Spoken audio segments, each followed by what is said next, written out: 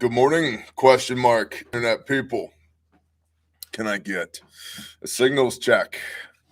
Aloha from East Texas, says Charday McDennis. 5x5, thank you. Oh, what's up, Kenneth? Carl, appreciate Nostradamus, Buckshot. Good morning to everybody in the chat. We would have been here sooner, but we had coffee beans to grind, which is incredibly important because it's Monday morning. And I don't know about y'all, but we're still in the midst of recovering from the Feast of Tabernacles. We should just clap because we're here. We made it. We made it. So we're going to do the brief this morning. I know for some of y'all, there's going to be new people here. So if you're a new person, don't be a schlub. Subscribe, ring the little bell icon. Okay? Okay, Bear. Now, if you're one of the 40% of people masquerading as a federal agent who watches this show daily but isn't subscribed, shame on you. Quit or subscribe. One or the other. No gray area. And lastly, to everybody who knows what the hell they're doing, they've been here a hot minute. If you're not new here, you know what to do. Share the show with somebody you love. Leave a comment for the YouTube algorithmic robots to chew on, and thumbs up. Tracking. We have a lot of ground to cover this morning. These are the notes on my right hand currently, in addition to the notes on the brief Palm Pilot 1.0. I ran out of Palm space and had to go to my digits as well. So Adam says howdy. Well, howdy. Good morning. Shalom, sister, lovely Dudley, to everybody in the chat. You know what? I think it's about time.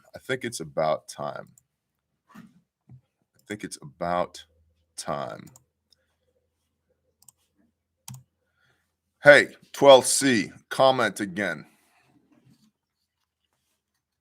I think it's about time. Buenos tacos from Arizona. Appreciate you. Logan, Phil. There it is. Everybody congratulate the newest blue wrench in the Bear Nation, the 12C conditioning. Clap hand, everybody. All right. Lots of ground to cover. The show is, of course, brought to you by refugemedical.com, for whom I am the chief shill because I'm also the founder and CEO. So I get to say whatever the hell I want on my show. Okay. Okay, Bear. Awesome.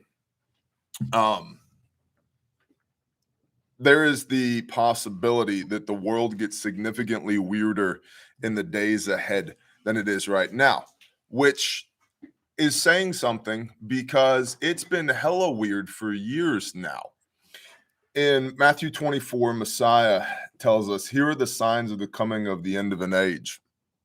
The birth pains, if you will, wars and rumors of wars. Now, there have been wars, plural, for millennia. And so I guess we should preface with, I'm not losing my shit today based upon what I could. Subject to change at any time. But if we're going to use the Ron White metric of how bad are things, find a helmet and put on the damn helmet, it could be a put on the damn helmet day. We could be there. It's unfortunate that it's a reality that things that happen literally half a world away have negative ramifications back home where we are today. So wars and rumors of wars. Tracking. Yep, we've got now wars, plural. We've got the Ukraine war and we've got the Israel-Hamas war, which is probably going to expand in its scope, which we'll talk about in a minute.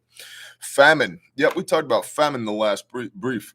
Plague and disease. Well, the last plague we had was manufactured, I think, by people who were trying to make us believe that it was the end of the world, even though it wasn't. And the last one, they will deliver you up and kill you for my name's sake. And in certain places of the world, that is happening currently. People are having their heads lopped off with dull machetes because of their belief in Mashiach, because they believe that Jesus is the Christ. That's not happening here yet. And Messiah says, these are the beginnings of the birth pangs. And I bring all this up because we're going to talk about a war in Israel today. And many, many, many people will ask and or say that this is a biblical war and we are this much closer to end times, to which I would disagree based upon the data. We're not there yet, boys and girls. Could we be? Bear, is this Gog and Magog? Yeah, if you're reading Revelation 17, but we got to get through 1 through 16 first. Okay. We got to get through Matthew 24 first, and we're not there yet, homeboys, homegirls. Doesn't mean that we couldn't be sooner or later, but we are not there yet. Now, with that 5-minute preamble, let's hit the brief. Sound good? Sounds good, Bear. All right, cool. Bear, been a brief. 9 October 23. One of my best friends was born today. So if you're out there, Hoyser, CVN 69, appreciate you, bro. Hope things are doing well. I will try and text you later. He of the naval fleet. Now, Bear Independent Brief, 9 October 23. A few days ago, Israeli Prime Minister Benjamin Netanyahu said in a speech to the United Nations that there would be the establishment of a new Middle East centered around Israel. How do you think everybody else felt about that? Now, in one of the most significant escalations in years, the Islamist Palestinian resistance movement, Hamas, launched a massive. This attack was backed by Iran, and it involved a barrage of thousands of rockets from Gaza into Israel, as well as armed gunmen attacking southern Israel from Gaza. It is one of the deadliest attacks in decades, too, with a death toll of at least 600 Israelis. Others are reporting that that's 700 to 1,000 Israelis, and at least 370 Palestinians. The Palestinians are saying that it's thousands of Palestinians that have been killed in retaliatory airstrikes from Israel. The attacks by Hamas into Israel have, so sea, air, and land. There's a lot of pundits and talking heads that are giving Hamas shit for hooking up parachutes essentially to crewed dune buggies, saying, oh, well, that's just stupid. Well, it worked. It's not stupid if it works. And if you think about asymmetric warfare, we're going to paraglide these weaponized dune buggies. That's smart AF, honestly. The rockets that were launched, reporting is anywhere between 2,000 and 6,000 rockets. In other words, it's the same or more rockets than have been launched by Hamas into Israel over the last 20 years combined. So it's significant, and this is rocket artillery. These are not bottle rockets. They're 114 millimeter rocket artillery that is homegrown, produced by Hamas, which begs the question, where did they get the money to produce thousands of rockets and launch them all in one coordinated strike? Iran. Now, and let's not forget Iran, that recently on September 11th, Biden released $6 billion in Iranian funds in exchange for 5 American prisoners. And I also believe there were upwards of 1,000 Iranian known terrorists that were released in that deal as well. And the Secretary of Defense, I believe it was asked, how do we know on national television, how do we know that when you release these $6 billion in funds that they're not going to be used to fund terrorism? And his response was essentially a blasé, I guess that's a risk we're going to have to take. There's significant amount of funding and execution that went into this attack. So they came in by air with their paragliding dune buggies. They came in by land. They breached several essentially combat outposts that Israel had along the border between, in the Gaza Strip there. And then they also came in by sea, the details of which are still pretty fuzzy right now. And it's important to go ahead and clarify that all of this is early reporting, and early reporting tends to be wrong as details come to light and as narratives are created and nurtured as things go along. The information is going to change. So the best that I can do right now is give you a snapshot in time as to what has happened thus far. It's official.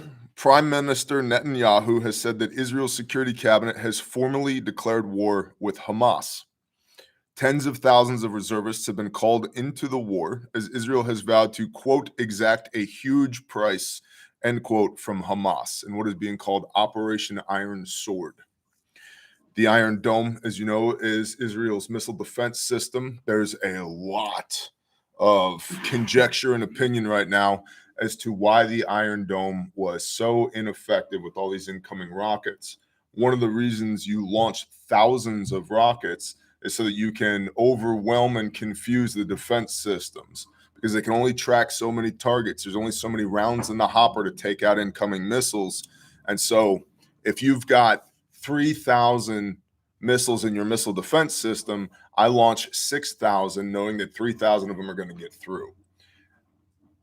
There's huge chatter, some publicly and a lot of it privately, as to what did Mossad, Israel's intelligence network, know about these attacks, and why was Israel caught off guard with this. Hamas has been chattering for weeks that this was going to come. This is 50 years and a day on the heels of the Yom Kippur attacks, the deadliest day in Israel's history until this point. And the day that this attack took place was the 8th day of Sukkot, the Festival of Tabernacles, the Feast of Ingathering, which is on the ceremonial calendar the highest holy day in the year.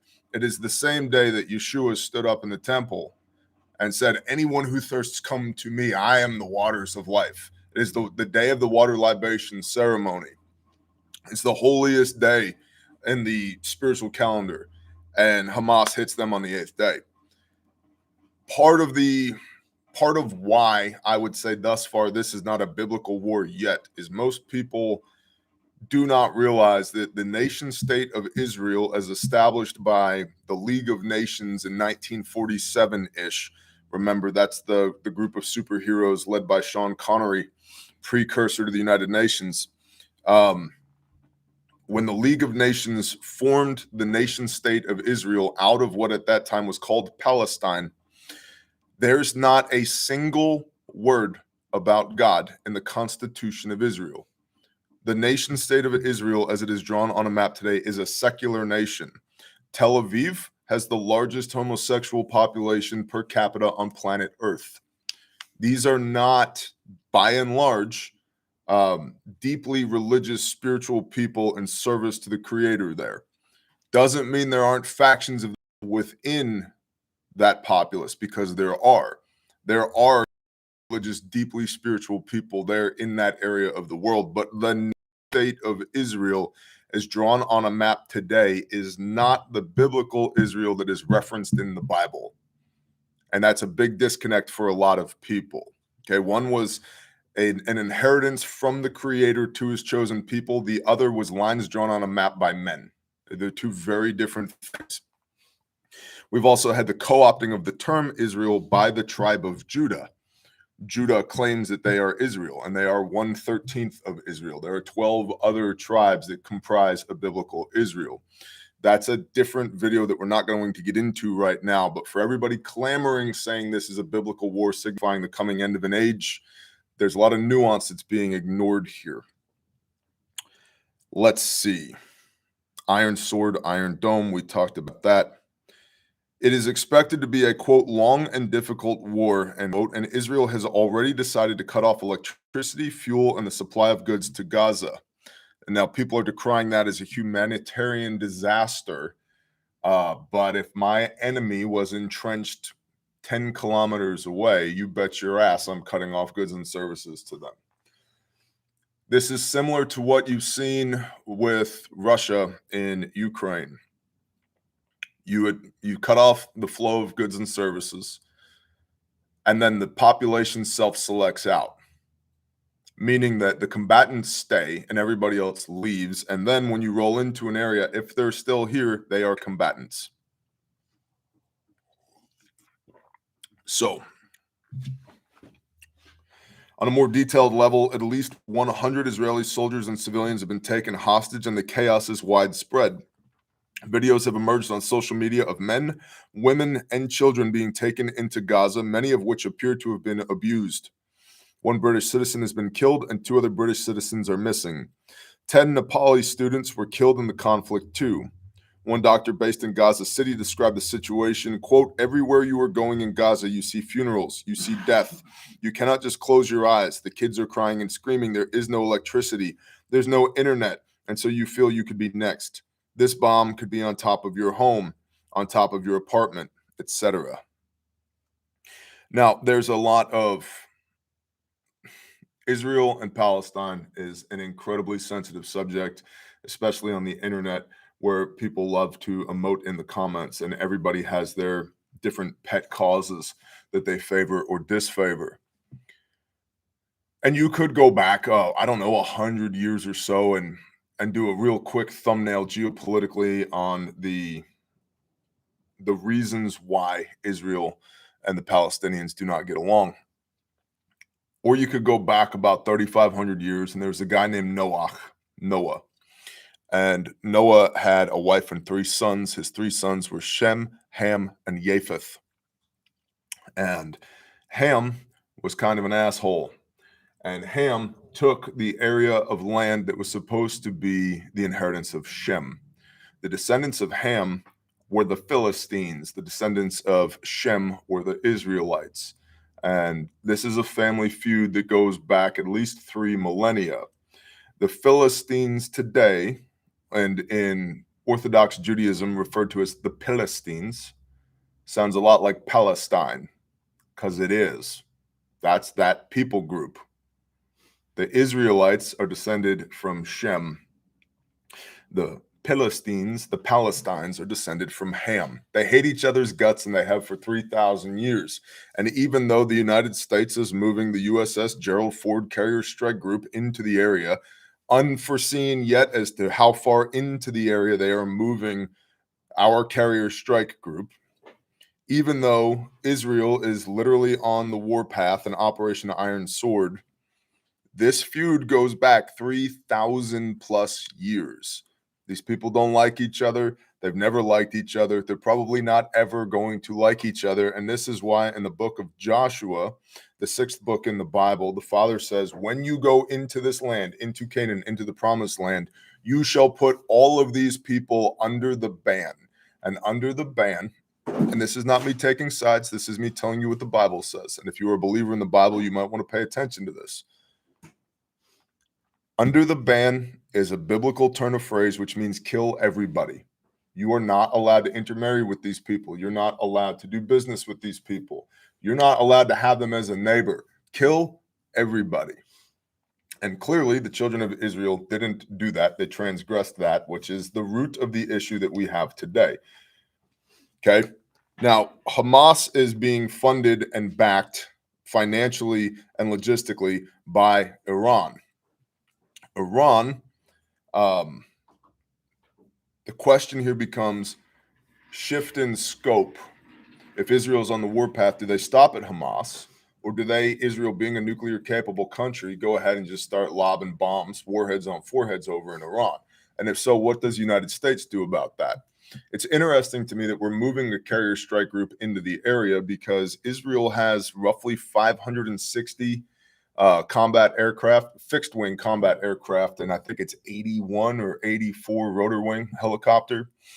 And Israel has F-16, F-15s, F-16s, F-35s, and the French Mirage 2000s as combat aircraft, fixed wing, all of which are incredibly capable. So if they're like, we're going to bomb Hamas, easy peasy. They've got everything they need to do that. The United States also maintains a stockpile of reserve munitions in Israel for wars in the Middle East, some of which, don't tell anybody, has been depleted due to the war in Ukraine. The United States has moved munitions from that stockpile in Israel to the Ukrainians to fight that special military operation by Putin there in Ukraine. It's looking like we now have a 2-front war. Who backs Iran? Russia. Who is in Ukraine right now? Russia. Who are we fighting a proxy war with in Ukraine? Russia. And I have a written brief, and I'm trying to bounce back and forth between all of the stuff that's flowing through my brain right now and the written brief. So please bear with me if this feels a little disjointed, because it feels a little disjointed for me as well. I'm doing my best to try and present the information as we see it today through a biblical lens with my current understanding. So if Russia backs Iran and Russia has a special military operation going on in Ukraine, and the United States and the United Nations et al. Is backing Ukraine in uh, Ukraine, is not Israel a member of the United Nations? Isn't this an Article 5 situation? An attack on one is an attack on all? Okay. So why are we moving a carrier strike group into the area to do things that Israel is currently capable of doing to Hamas? So it says to me this is going to get bigger than we're attacking Hamas. So stand by for contact with that. It's also the first paragraph of the brief was talking about how Israeli Prime Minister Benjamin Netanyahu said in a speech to the United Nations that there would be the establishment of a new Middle East centered around Israel. Understand that Hamas, their founding doctrine is death to Israel. There cannot be a world where Israel exists. That's what they're all about. Now, over the last several years, through the Abraham Accords, a lot of the Middle Eastern nations have been making peace with Israel. The Saudis were on the cusp of making peace with Israel. You may remember the Saudis from such greatest hits as you paying a lot at the gas pump and flying planes into buildings in New York City, as well as other greatest hits. So the House of Saud has been on the cusp of making peace with Israel. And as generally speaking, as the House of Saud goes, so does the rest of the Middle East. So there were a lot of people who were unhappy about the House of Saud making progress in peace with Israel. And now all of a sudden, Hamas is launching a highly coordinated, well-funded attack against Israel on the cusp of the House of Saud making peace with Israel. Again, who funds Hamas? Iran. Now, Hezbollah, which is the Iranian homegrown terrorist group, is chattering about going to Gaza to assist Hamas in their fight against Israel. The Taliban, this is where it starts to get super interesting. The Taliban has asked permission to pass through, what was it, Syria, I believe? Don't quote me on this, to pass through Syria into Gaza to go continue the fight, this jihad against Israel. Guess what the Taliban's armed with? Remember all that stuff we left in Afghanistan when we pulled out? Billions, hundreds of billions of dollars worth of equipment, United States military equipment. Who has control of that now? The Taliban. And where are they headed? Israel. They are literally asking permission to pass through other people's land so they can go to Israel and bring the war against Israel. Now, I want to, how shall I say this? I don't have a deep love and respect for the nation state of Israel. I'm not like, Israel over Palestine. If I had to pick a side, I'm picking Israel over Palestine. I don't agree with a whole bunch of stuff that happens over there in the Middle East. I don't have a favorite nation state in the Middle East. I also biblically have a deep respect for elder brother Judah, even though they don't recognize Messiah. And when Messiah returns, and those of us who do recognize Messiah see him the second time, I believe via prophecy that elder brother Judah will see him the first time. And then they will learn. This is why there will be weeping and gnashing of teeth. They will learn, damn, we screwed up the first time when we crucified that guy. Ryan, the Eating Warrior, former U.S. Air Force intelligence analyst. My greatest concern right now is if Hamas has sleeper cells stateside, they activate simultaneously as Russia decides to push Ukraine, Iran pushes Israel, and China pushes Taiwan all at the same time. Agree with that. We're going to get to that later in the brief. But if you're China right now, there's not a great time. There's not a great time for China to launch an invasion into Taiwan. But this isn't a bad one, right? Let the U.S. get embroiled in another war in the Middle East while simultaneously supporting a war in Eastern Europe. Thunder and flash, right? You're over here watching what this hand is doing, and you never see this other hand coming to knock you out. And there's a lot to be said about China's perceived capabilities versus their actual capabilities. China economically is not in a great place either. China's GDP is roughly 80% that of the United States. Russia's GDP is approximately 1/7 that of the United States. Israel is a small place. There's only 9 million people in Israel. There's about 13-ish million people in Palestine. We're talking about like a state in the United States of America. It's not a big place. But it's looking like there's the potential for the United States to go over there to Israel. Hell, we're already doing it. Gerald Ford's strike group, carrier strike group, is already inbound, if not there already, to provide backup to Israel, which again, I find super interesting because if Israel wanted to attack Hamas, they have everything they need and more to do that right now, which means for me that the possibility that this gets bigger than Israel and it moves from Israel to Iran. I don't think we're going to go to war with the Saudis. We like oil too much, but things y'all might be thinking about. We already knew oil was going up in price. You think it's going to go more up in price now because we got another war in the Middle East? Yeah. We already know we've got what, $33 trillion in United States debt, and we're low on munitions. So, and we have a Democrat in the White House, which is interesting. We seem to always get embroiled in these wars when there's a Democrat in the White House, even though they are the ones saying the Republicans are war hawks. You think your taxes might go up? Could this be another reason why we just can't have an election this year because of insert X, Y, and Z? Because we got a 3-front war going on, and also we're going to conscript your children to go and die for the Babylonian Empire half a world away. I should probably just read this brief, huh? Because that was like 10 minutes of. The carrier strike group is going to go there for the Suez Canal. Make sure it stays open. Oh, the carrier strike group is holding the Suez Canal. That's your analysis. Show of force to keep that going. It was an excuse to bring the strike group in and make sure that the canal stays open. Tracking. All right. Let's see. At one music festival, a German-Israeli dual national who had been attending was reportedly captured with a group of tourists. Her semi-naked body was paraded around in the streets as people spat on her and praised Allah. While Hamas claimed that she was an Israeli soldier, her family recognized her by her tattoos. Her family is pleading for help, hoping that she may still be alive. Parents of other attendees of that party are distraught, searching for their relatives, not knowing if they are killed or kidnapped. The initial estimates that are of that rave that was going on, Sunrise Dance Festival, that more than 250 attendants were killed. That's one of the places where Hamas was landing their dune buggy paragliders. They had one driver, one shooter. They paraglided in, they landed, they pulled the chutes off, they hit the ground running, they took off, started shooting. A lot of the open source image and video that's coming out of there, it's a war, bro. Hamas pickup trucks filled with the corpses of Israelis in the back of them. IDF, Israeli Defense Forces, being pulled from their armored vehicles and tanks.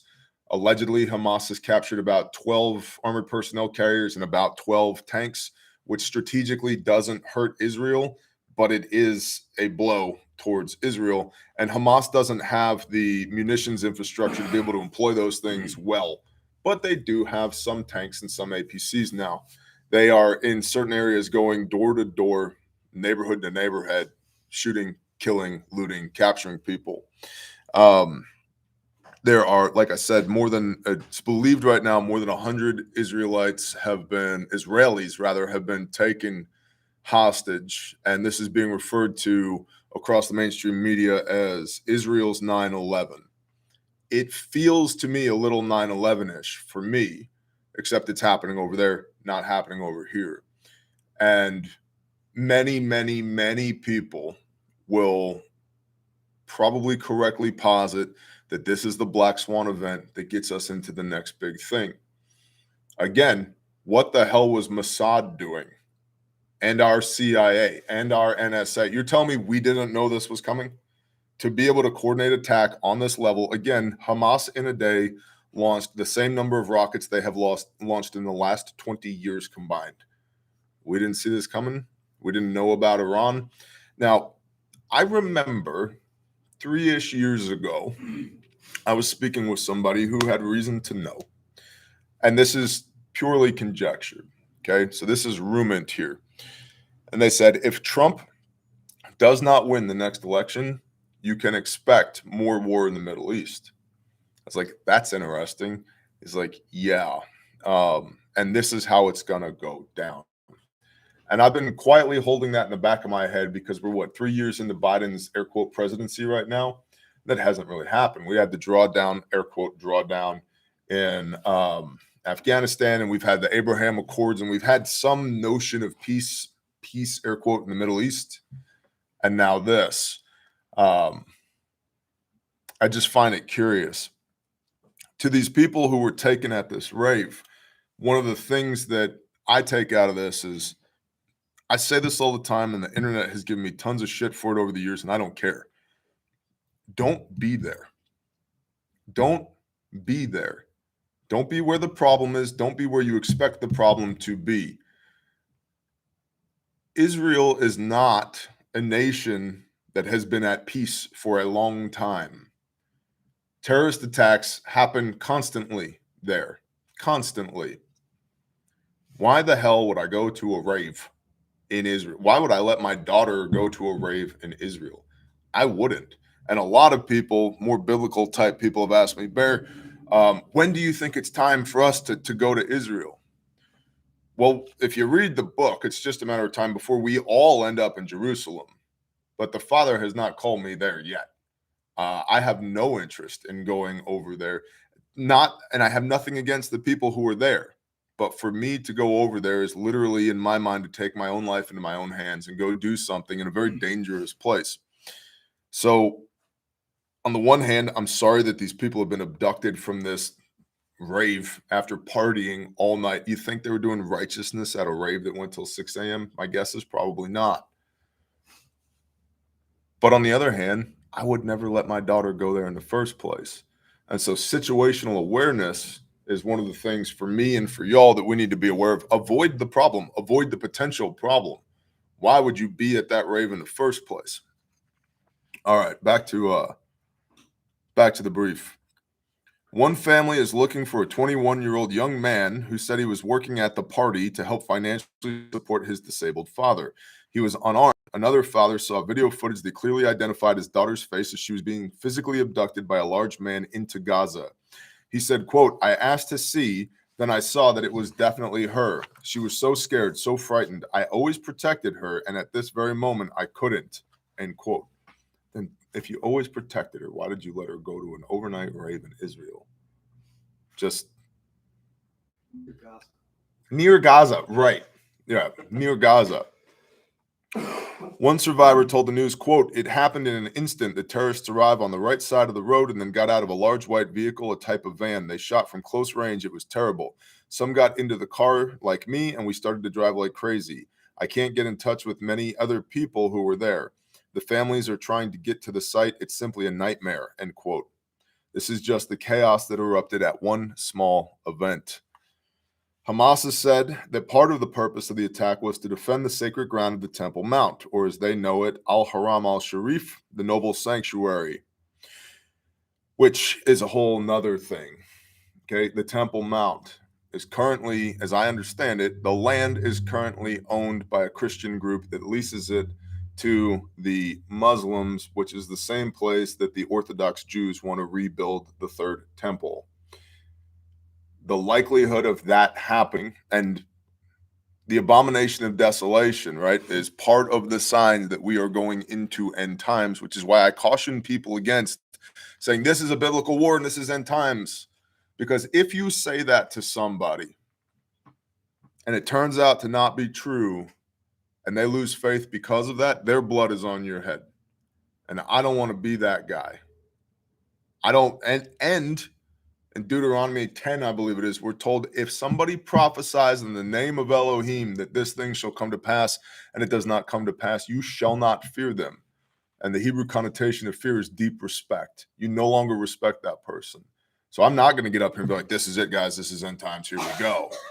Because I'll be wrong because I'm made of flesh and I'm a flawed human. And Elohim has not said to me, hey, dude, get ready and go tell the people it's the end of days. If he ever says that to me, I'll get on this camera and tell you, but he has not said that to me yet. Long Road Farms, almost time to put on the helmet. Also, there's not enough likes for how many people are watching. Thanks, man.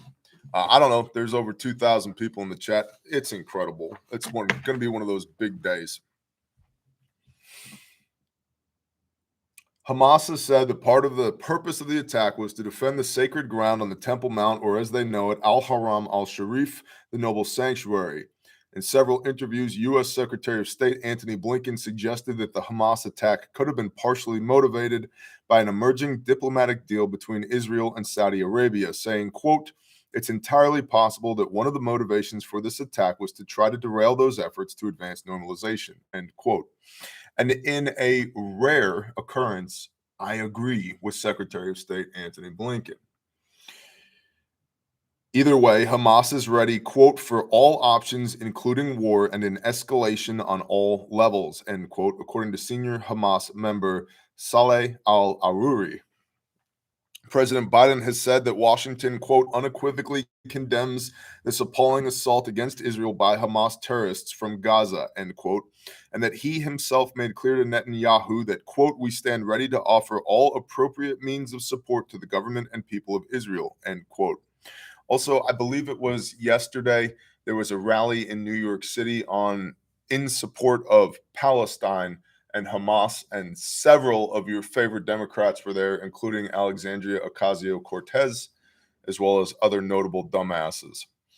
And even the governor of New York, the governor, Kathy Hochul, was like, "Shut that shit down." Like, no, we are not doing that, which is interesting. War makes strange bedfellows, doesn't it? And most people don't know there is or maybe you know with your brain, but you've not seen it with your eyes. There is a huge Jewish population in New York, massive, running the gamut from non-practicing to ultra-Orthodox, huge. So I find it interesting that the governor of New York is like, pause. No, we're not doing that. Shut it down.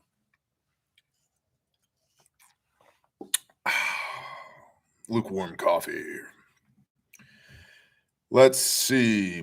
There are reports that Americans are missing or killed, which Blinken has said that Washington is, quote, "working overtime to verify that," end quote. Meanwhile, Iran and Hezbollah have praised the attacks, and Saudi Arabia has called for a cessation of the escalation. Egypt's foreign minister has warned that there would be, quote, "grave consequences if the tensions escalated," and the United Nations Security Council announced that it would hold a meeting on Sunday afternoon to discuss the conflict. Exactly how the cascading effects will shake out internationally is yet to be seen, as a sudden escalation in conflict is a very recent development. Bless you, bro. You're all right. You know that? That's right. You're all right. I think we'll keep you. Fresh coffee just delivered to my desk. Awesome. That's what friends are for. The good times. Anyway. That's the written brief. If you're on Patreon, you have not only the written brief, but you also have links to chase down some of these details yourself. I will tell you this again. There is a lot of information that's coming out, and the propaganda war, the information war, the narrative is just as important as the bombs, the planes, the tanks, the guns. So who do you believe? When do you believe them? How fresh is this intelligence? What is the source? What is their bias? It's a lot to analyze, and this whole thing is very new. It's since Saturday morning. Again, the great 8th day, the highest holy day on the religious calendar. So I don't think it's a coincidence at all that Hamas chose to attack on that day. It's very reminiscent, if you will, of the story of the Maccabees, Yehoiada Maccabeus. Hey, it's Shabbat. They're not up on Shabbat. Let's go attack them. Right? It has that feel. Now, if you know anything about the Maccabean rebellion, it didn't go so well for those people that attacked the Maccabees. And so we'll see how big Operation Iron Sword gets. Some key things here. Again, the Saudis were very close to a peace deal with Israel to usher in that, as Netanyahu called it, the establishment of a new Middle East. And clearly, lots of people, other players in the region, were unhappy with that. What does this mean for us? We are now, the United States is now at least tangentially involved in 2 wars on the other side of the world, and creates a wonderful opportunity for China, as we were discussing earlier. And think about, I mean, the United States Marine Corps has relaxed its uniform standard because they cannot acquire enough Marpat woodland camouflage until at least 2024, Q1 2024. It's like 6 months from now. Bro, when the Marines are like, no, we're going to modify our uniform, that's an indicator of supply chain, right? To say nothing of guns and tanks and bombs and planes, right? We're sending Abrams tanks over to Ukraine, literal tons and tons and tons of artillery, small arms munitions, explosives, expertise. We have some of our best people operationally in Ukraine and have for the last decade. Now we have something opening up in Israel. If I was China, I'd be watching this going, hey, let's just bleed them dry over here in Ukraine and the Middle East, and then we'll go ahead and launch an attack on Taiwan. For the longest time, I think it was earlier this year, early 2023, for the longest time, the United States Department of Defense maintained the capability to fight 2 wars anywhere in the world at the same time. And they came out and said, the Joint Chiefs, I believe it was, issued a statement in February of this year that is no longer the case. Our best hope is to be able to prosecute 1 war anywhere in the world, which may speak to why we being the United States haven't gotten directly involved in Ukraine yet. We may not get directly involved with Israel. We'll see. I don't know. I don't have a crystal ball. And if I did, per the Torah, you should hit me with a rock. So I don't know what's going to happen with that. But I do know now we've got 2 wars, one in the Middle East, one in Eastern Europe. And if I was China, we might have a war in the South China Sea here in the relatively near future as well. Also, we know that Iran funds Hamas, and we know that Iran is tied in with Russia. So how that affects the geopolitical goings on around the world, I have no idea, but it's definitely something that we should keep our eyes on.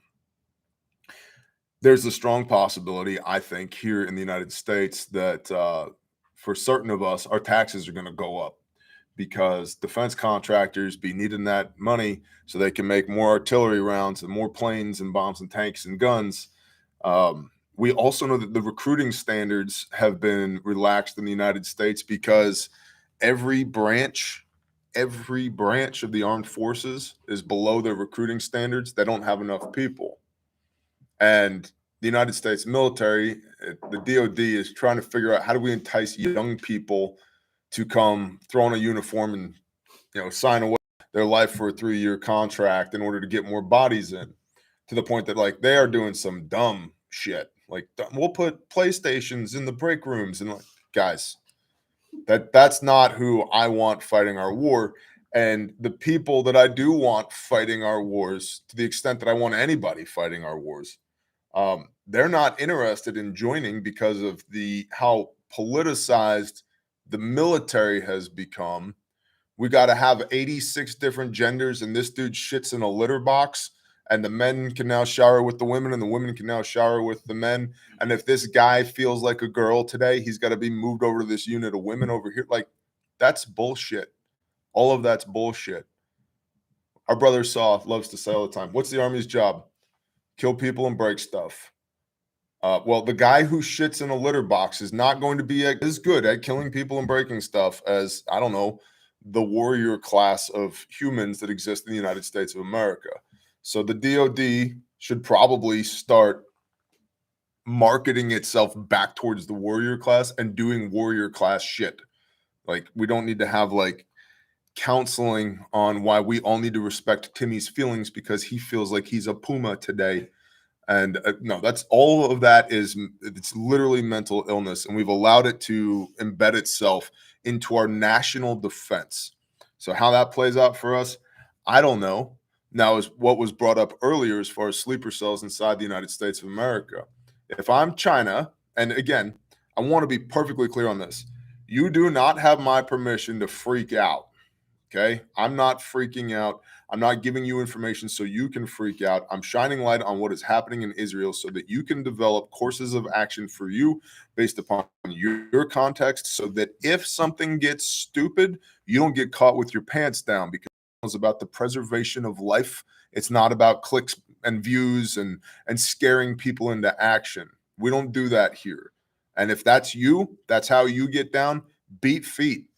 We don't party like that here. But we do need to have the best information available to make the best calls available. And that's what I'm trying to do this morning amidst the fog of war in Israel, because there's a lot of information. Iran, Hezbollah, Hamas, Russia. Israel is part of the UN. An attack on one is an attack on all. Article 5. Very curious to see what happens with that. And do we now have a hot war, a proxy war? What's up, the Angry Prepper? Yes, a puma. I love that guy. Hey, man, it's almost tornado season again. Maybe we'll see each other soon. I love the Angry Prepper. He just like shows up at it. He's like, hey, bro, I heard there was like a tornado in Philly. Are we going? I'm like, sure, because you're going to be there, right? Okay, cool. We'll go too. Awesome. Very curious to see what happens with Iran.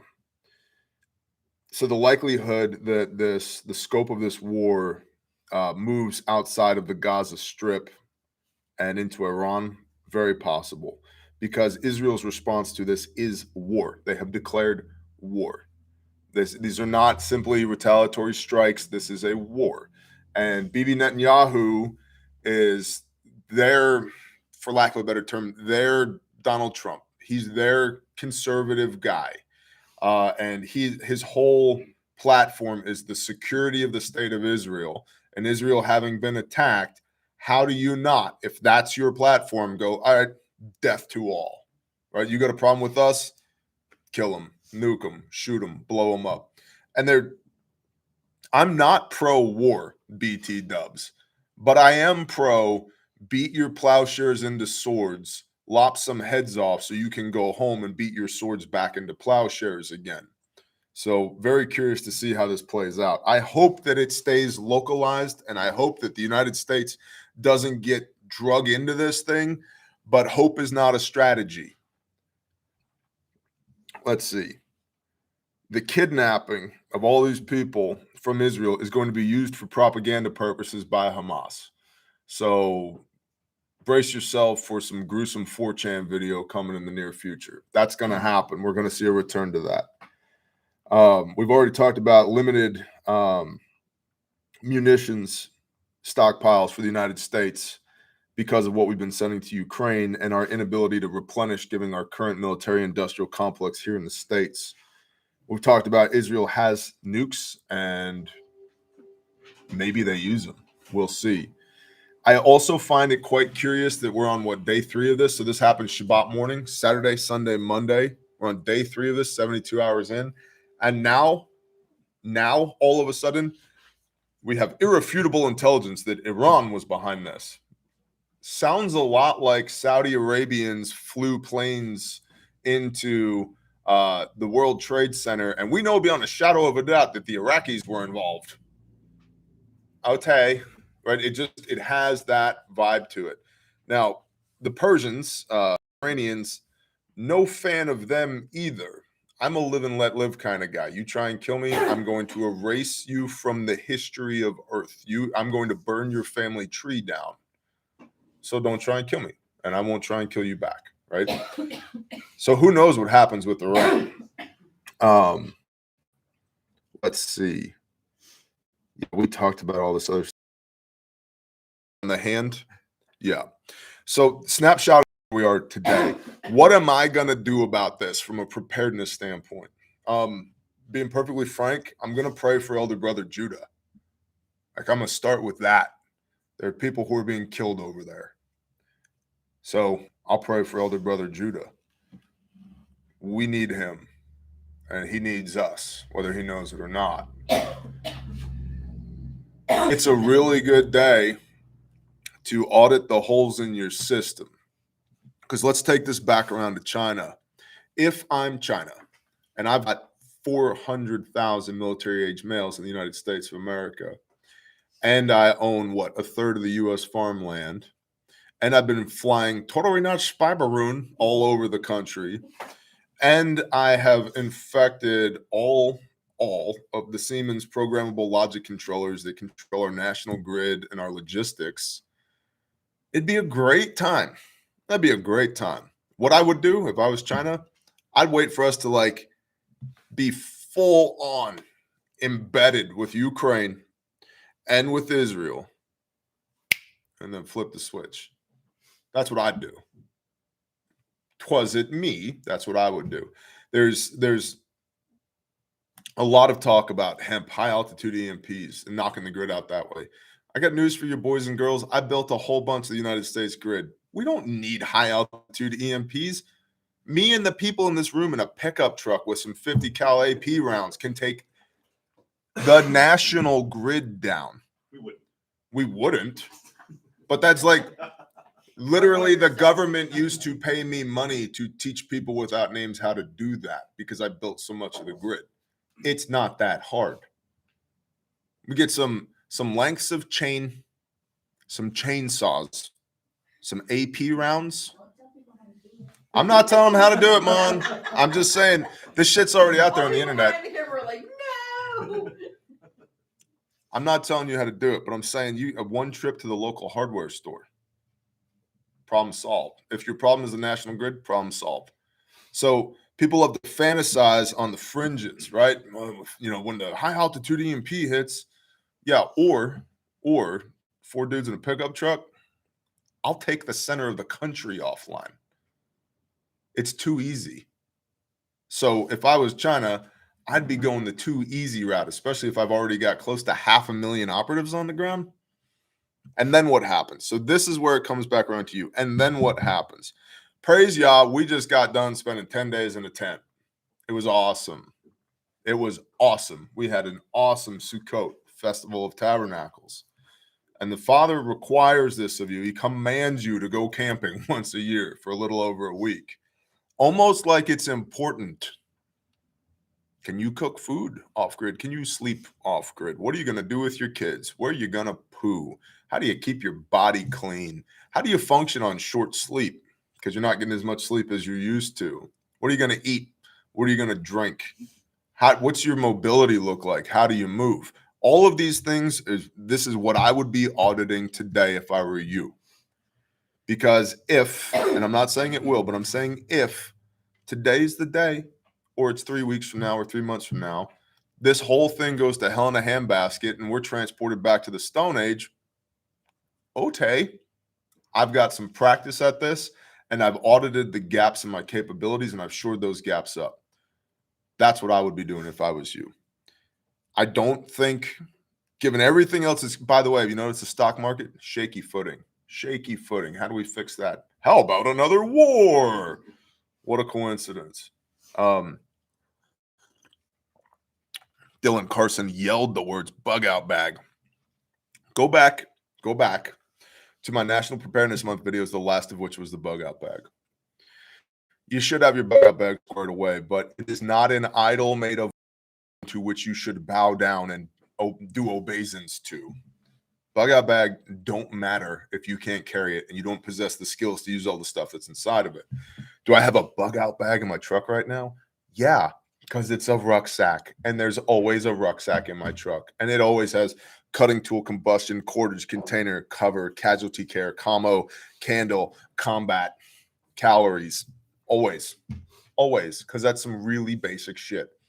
And like, if this truck breaks down, which it's been prone to doing here lately, okay, rucksack, I'm gonna walk to wherever I need to go, right? You ever need a whiteboard?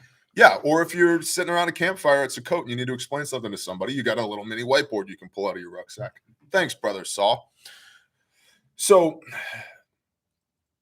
without getting all wrapped around the axles today, my encouragement to you is audit your systems.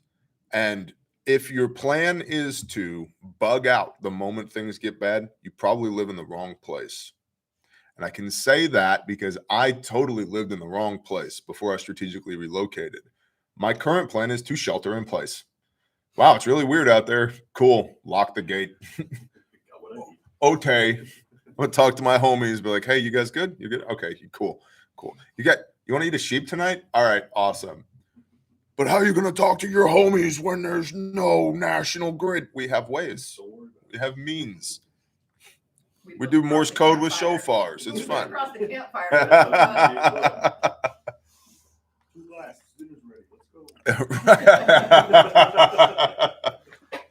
So, that is the brief for today. This is obviously something that we are going to be keeping an eye on going forward. Nobody within the sound of my voice has permission to freak the hell out about this. Just keep a sober eye towards it and ask yourself constantly, how does this affect me? And be honest about it. If it doesn't affect you at all, if you can't, after an hour of contemplation, come up with a way that this affects you, you're doing awesome. Great job. But unfortunately, in today's interconnected world, there will be trickle-down ramifications from this conflict to us. Mitigate that risk. That's what preparedness is about. Mitigating that risk. Our working definition of preparedness is to maintain normalcy for the people that we love. How do you do that? To the best of your ability, given the resources that you have available to you. The most precious of which, other than the disposition of your eternal soul by the blood of Messiah, is your time. And if you're using your time to get all wrapped around the axles, you done messed up, homeboy. Refuge Medical for today, says Mark Chase. Yeah, we're about to transition into the value proposition part of the show. So for those of y'all who have gotten what you needed and don't need to stick around for the value proposition, have a blessed day. Shalom. For everybody else, we are going to talk about the value proposition. Something I just keep thinking about is unrighteousness. Unrighteousness. Send it, brother. It's our general sense, unrighteousness that's emboldening these actions. And if that people were actually striving for righteousness, there wouldn't be the ease of attack. There wouldn't be the motivations for attack. Like when you were saying that there's, gay pride parades surrounding the Temple Mount. Yep. Right. And there's this rave happening on Shabbat. Yep. That's just emboldening the opposition religion, going like they don't even follow their God. Mm-hmm. They don't even care about their God. Who's their God? Right. Like, yep. Ease of attack. The Chinese are training their military for masculinity at the same time pushing femininity in propaganda to us. Mm-hmm. And so it's like, I don't know. I just get that feeling of like, do what the book says. Mm-hmm. And there really won't have to be the worry, because it's like, I don't know. I think the unrighteousness builds like that bold action against us. Are you saying that you reap what you sow? No. The children of Israel have had 4,000 years of doing things the wrong way and suffering because of it, and then turning back because they realized, oh, that's not what we're supposed to do. But the Father always sends a man of Elohim, a prophet. When Israel cries out, whether they want to hear it or not, a man of Elohim will show up and say, look, you guys are all dicked up. Here's what you're doing that you shouldn't be doing. Here's what you're not doing that you should be doing. Repent, teshuvah, turn from your wicked ways. And my hope is that they get something out of that, something like that out of this, that people will wake up. You can't, it's not the Father is not a magic wand. You can't just live in Israel and be magically protected while being deeply engaged in heathen bullshit. It's like he will smite your ass too. He consistently reproves and instructs his people constantly. This is why if people just read the Old Testament, man, this whole concept of like, but when the world's ending, the Father's going to rapture us up out of here. And it's like, really? Because he always preserves a remnant, but that remnant goes through the same shit that everybody else does. The only difference is instead of being consumed by it, they're stewarded through it. And maybe, just maybe, there's some people who are waking up to that fact in Israel today. Yeah, so hopefully Israel is like, hopefully, Brother Judah, Israel, all the people over there turn, right? They shuv. Mm-hmm. But also for here, if we stood strong in our faith, like actually footed, like rooted actual in the Bible, then it doesn't matter what sleeper cell is latent here. Mm-hmm. It doesn't matter, right? Like if we're just strong in us, as us in him, then like who cares if they're coming over the border? Yep. It will be taken care of either by the might of the men or the might of him. You know, like it's a. And 2 of you shall put 10,000 to flight. Yep. Man, like we forget that sometimes. Two of y'all in Yah's will shall put 10,000 to flight.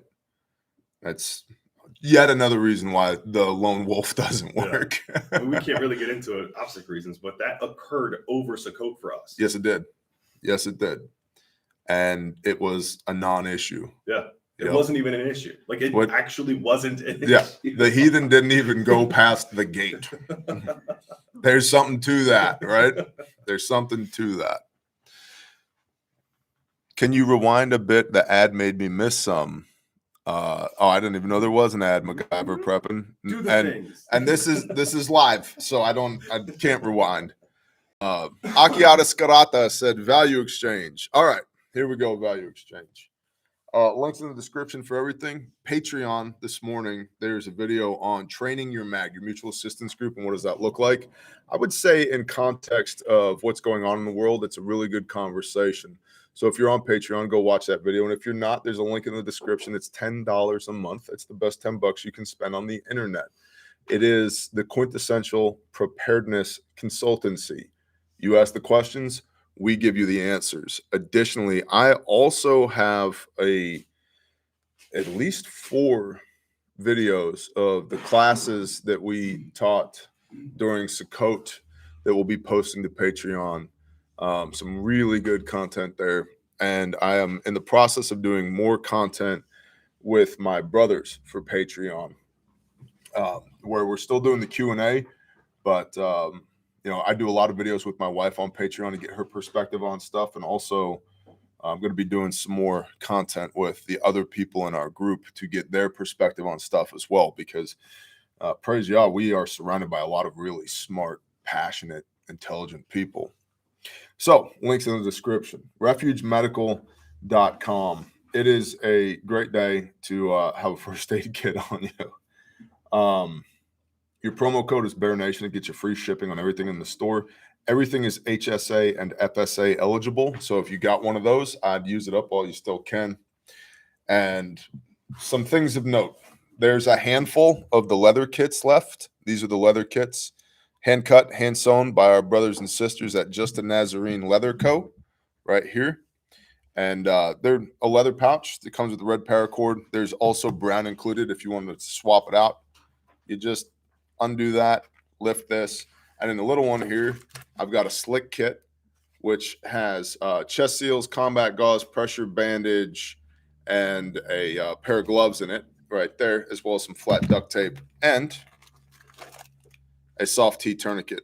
This one's new in the wrapper, so you know you're getting a new one in the wrapper, but when you get these, you should take your tourniquets out of the plastic so you can use them. Yah forbid you need one. LD Realty NWA, Great Brief Bear and Company. Thank you very much. I appreciate that. I strive to deliver value for y'all.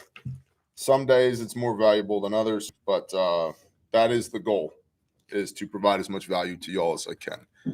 If quality leather and craftsmanship on those, thanks, Heather. Yeah, they're awesome. They're even branded with the Refuge Tree of Life. A lot of people have asked the Refuge logo. That is the Tree of Life. Romans 11. That's what you're grafted into right there. Why did we choose the name Refuge? Read the book of Psalms. Yahuwah, the Lord our God, Elohim, is my strength and my refuge. That's where the name came from. Okay, so we got some leather kits left. let's see. We have a handful of these Origin kits in the Origin Raptor camouflage left as well. These are awesome if you're a hunter or a woodsman.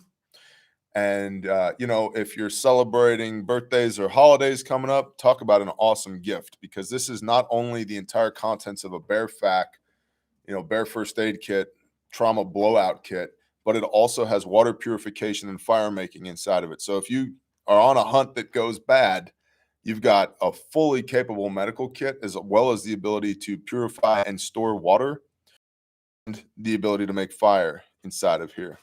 Okay. And let's see, what else? Oh my goodness. Bare minimums are in stock.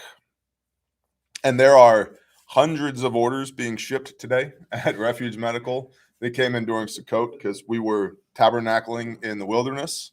But lots of orders going out today, including a ton of buckets, wound care buckets, birthing buckets, postpartum buckets, surgical buckets, all the things, right? This is the bare minimum. If you don't have a kit yet and you want a comprehensive kit, this is the one I would recommend you get. This is the bare minimum because it's got a legit cat Gen 7 tourniquet on the outside for critical bleeding to the extremities. It's got a set of shears on the outside for exposing wounds. And then you pop this open, okay? You grab the red handle and you pull. And now I'm holding the first aid kit in my hand. Because while this is Molly Powell's webbing compatible, I hate it when my first aid kit is stuck to my body. Not cool. All right. And if I pop this open, ta-da, I've got rolled gauze, gloves, compressed gauze for wound packing, quick clot, hemostatically impregnated gauze for critical bleeds and wound packing, medical tape, a 6-inch emergency trauma bandage. I've also got my made in the USA tag right here because they are 100% made here and guaranteed forever. If you break it, I'll replace it at no cost to you. If you use the components to save a life, I'll replace it at no cost to you. But wait, there's more. In the back here, I've got burn tech dressings and I've got chest seals for holes in the box, aka penetrating wounds to the pleural space in between your neck and your navel, 360 degrees around. You get a hole in there. You're going to you need to reestablish the vacuum so that the diaphragm can do its job and allow the lungs to fill up with air. But wait, there's more. Down here in the bottom, I have my OTC wipes right here, BZK antiseptic towelettes, sting relief, podone, iodine, triple antibiotic ointment, all the things for the boo-boos. I've got Band-Aids, small, medium, large Band-Aids, as well as steri strips for wound closure. And I've got a gauze pack, 2x2s, 5x9s, 4x4s, all inside of here. For 219 American doll hairs, free shipping, pro code BEARNATION. It is the perfect combination of a boo-boo kit and a trauma blowout kit. Everything that we use is top of the shelf, the best medical components we can get. And we stitch this ballistic nylon. We source it here in the United States of America. We stitch it here. We guarantee it forever. And these kits are on 4 continents with all branches of the U.S. Armed Forces electively. So they work. So check out the Bare Min. Of course, you've got the Bear Fac, the big brother to the bare minimum, a phenomenal, capable kit. All those things are at refugemedical.com. Make sure you're using your promo code for free shipping. And if you're on Patreon, use your promo code. You get a percentage off. Okay? Okay, Bear. All right. I need that kit, a covey of quail said. That's awesome. Check it out, refugemedical.com. We probably got one just for you.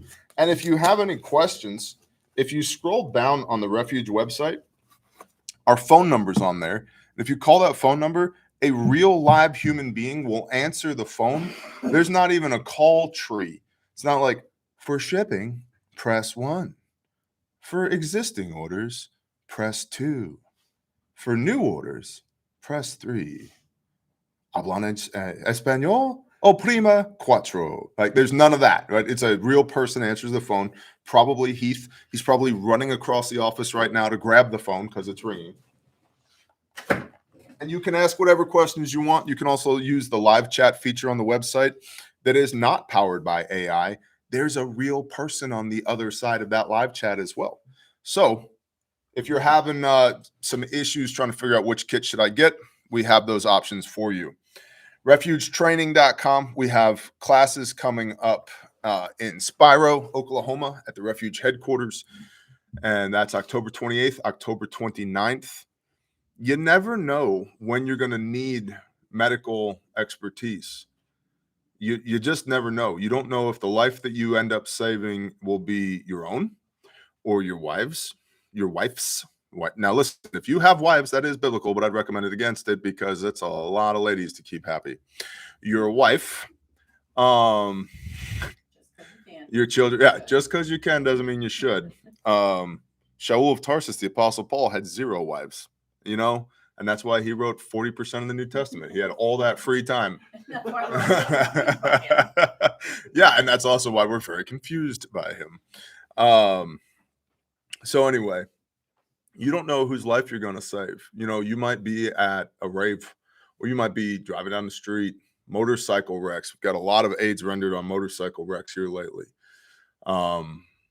92 people are still alive because of Refuge Medical and our products and our training. And so I just can't implore you more strongly to come to class and learn the fine art of how to not die, because you never know whose life it is that you're saving. And being able to intervene productively in a scenario like that, it's way better than standing there and feeling helpless, not knowing what to do, not having the equipment. I would much rather do something than nothing to help. And we have gotten several people who have written in, who have rendered aid or saved lives after coming to class with Refuge Training, who said the actual real world event was less stressful than the training was.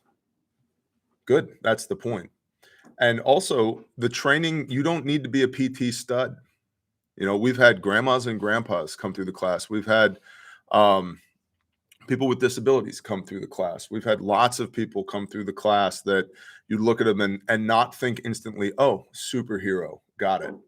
And so we modulate the intensity of class to each individual student. And so if you are a PT stud, congratulations, you're going to be doing a lot of reps with Bubba, the 100-pound sandbag.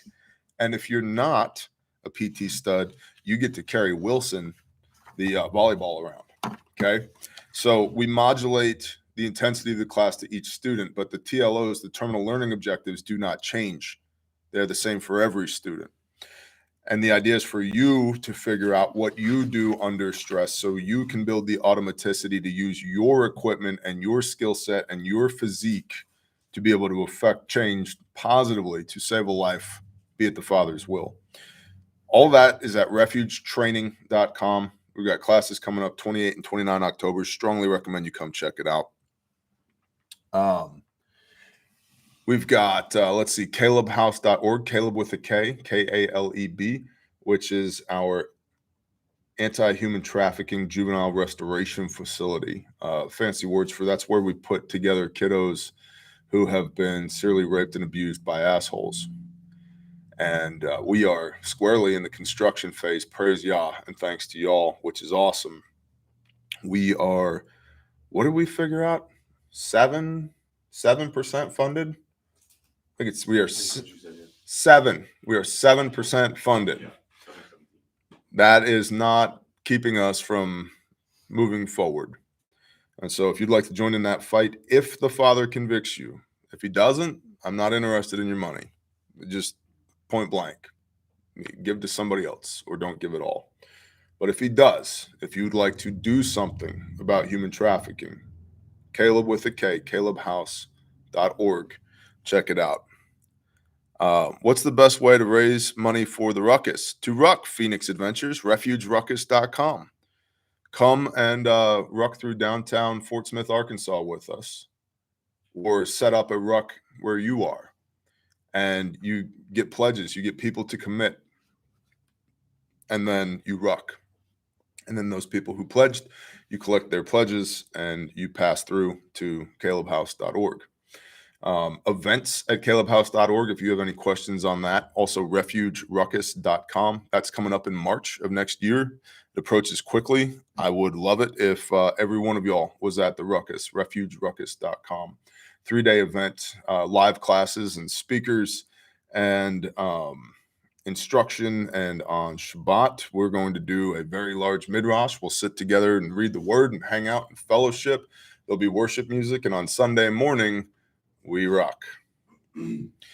And that's what I've got for today.